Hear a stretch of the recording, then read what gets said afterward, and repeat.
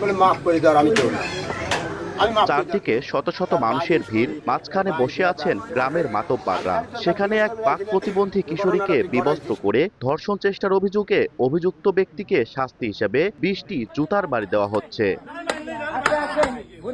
অভিযোগ রয়েছে বিচার মেনে নেওয়ার জন্য ভুক্তভোগী পরিবারের ওপর চাপ সৃষ্টি করে পাবনার সাথিয়ায় বাক প্রতিবন্ধী কিশোরীকে বিবস্ত্র করে ধর্ষণ চেষ্টার অভিযোগে গ্রাম সালিশের রায় 20টি জুতার বাড়ি করা হয়। এমনকি রায় ঘোষণার আগেই উপস্থিত লোকজনের কাছ থেকে আপোসনামার খাতায় গণস্বাক্ষর নেন প্রভাবশালীরা। ঘটনাটি গত 6 জুলাই পাবনার সাথিয়া উপজেলার গৌরীগ্রাম ইউনিয়নের হারিয়াগ্রাহন গ্রামের। ভুক্তভোগী পরিবারের দাবি, দুপুরে বাক প্রতিবন্ধী ওই কিশোরী মায়ের সঙ্গে রান্নাঘরে কাজ করছিলেন। এ সময় পাশের বাড়ির বাসিন্দা মোহাম্মদ আলী খাঁ কাঁঠাল কাটার জন্য একটি দা নিতে তাদের বাড়িতে আসেন। এ সময় পাশের বাড়ি থেকে একটি শিশুর কান্নার শব্দ শুনে কিশোরীর মা দা দিয়ে ওই বাড়িতে চলে যান। ফিরে এসে দেখেন তার বাক প্রতিবন্ধী মেয়েকে বিবস্ত্র অবস্থায় ধর্ষণের চেষ্টা করছেন অভিযুক্ত। পরে চিৎকার চেঁচামেচির এক পর্যায়ে স্থানীয়রা এগিয়ে এলে অভিযুক্ত সেখান থেকে পালিয়ে যান। কইতেছে যে রায় করব, রায়টা মানা লাগবে, যদি মানো তাহলে রায় করবো। তো এখানকার সকলে বলে যে রায় তো আমরা অবশ্যই মানবো। তাহলে চেয়ারম্যান বলে যে তাহলে ওই কাগজ নিয়ে আসো, কলম নিয়ে আসো। এখানে যারা যারা আছে তারা মোট মানুষের সই লাও।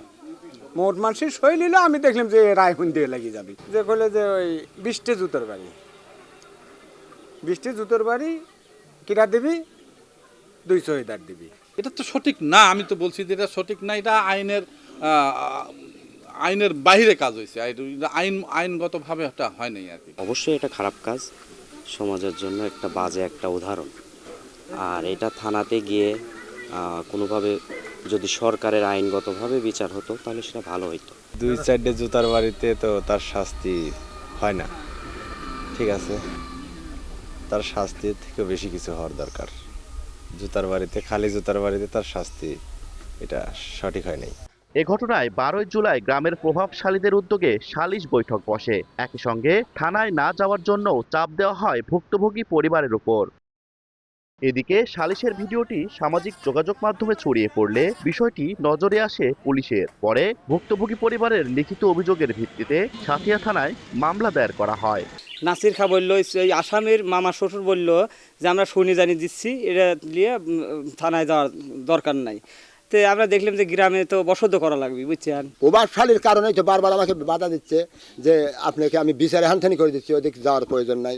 আচ্ছা গেল, তারপরে সালিশের মধ্যে আমাকে এসে টাকার অভার দিচ্ছে, আপনাকে 1050 টাকা দেই, আপনি এই মামলাটা দমন করে দেন। ঘটনাটির আইনগত ব্যবস্থা প্রক্রিয়াধীন বলে জানান পুলিশ। বিষয়টা একটা কগনিজেবল অফেন্স, এটা স্থানীয়ভাবে মীমাংসা করার আপদযোগ্য বিষয় ছিল না, এটা মীমাংসা করা যায় না। আর যে ঘটনাটা ঘটেছে এটা তো সারা বাংলাদেশে আলোচিত একটা ঘটনা। পরবর্তীতে তাদের সাথে যোগাযোগ করে একটা ধর্ষণের যে চেষ্টা হয়েছিল সেই সংক্রান্ত ধর্ষণের চেষ্টা একটা মামলা রুজু করা হয়েছে। পরিবারের অভিযোগ, মামলা করার পরও 50,000 টাকার বিনিময়ে মামলা তুলে নিতে স্থানীয় প্রভাবশালীরা চাপ প্রদান করছেন। সবুজ মোল্লা, সময় সংবাদ, পাবনা।